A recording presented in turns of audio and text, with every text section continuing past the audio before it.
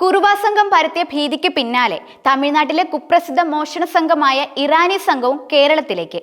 2ഉം 4ഉം അംഗങ്ങളുള്ള സംഘങ്ങളായി പകൽ സമയത്ത് പോലും മറ്റുള്ളവരുടെ ശ്രദ്ധ തിരിച്ച് മോഷണം നടത്തുന്നതാണ് ഇവരുടെ രീതി.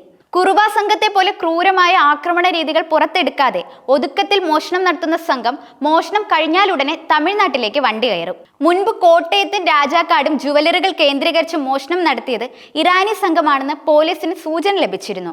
കഴിഞ്ഞ ദിവസം ഇടുക്കി നെടുങ്കണ്ടത്ത് മോഷണം നടത്തുന്നതിനിടെ സംഘത്തിലെ 2 പേർ നെടുങ്കണ്ടത്ത് അറസ്റ്റിലായത്.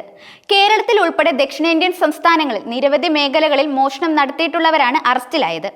മധുര പേരായൂർ സ്വദേശികളായ ഹൈദർ, സഹോദരൻ മുബാറക് എന്നിവരെയാണ് നെടുങ്കണ്ടം പോലീസ് അറസ്റ്റ് ചെയ്തത്. നെടുങ്കണ്ടം പടിഞ്ഞാറേക്കവലയിലെ സ്റ്റാർ ജുവൽസ് എന്ന ജുവലറിയിൽ ആഭരണങ്ങൾ വാങ്ങാനെന്ന വ്യാജേനയാണ് ഹൈദറും മുബാറക്കും എത്തിയത്. ആഭരണങ്ങൾ കാണുന്നതിനിടെ ഹൈദർ സ്വർണം സൂക്ഷിച്ചിരുന്ന ഒരു പാക്കറ്റ് കൈക്കലാക്കുകയായിരുന്നു. ഇത് ശ്രദ്ധിച്ച കടയുടമ ഇയാളെ പിടികൂടുകയും ചെയ്തു.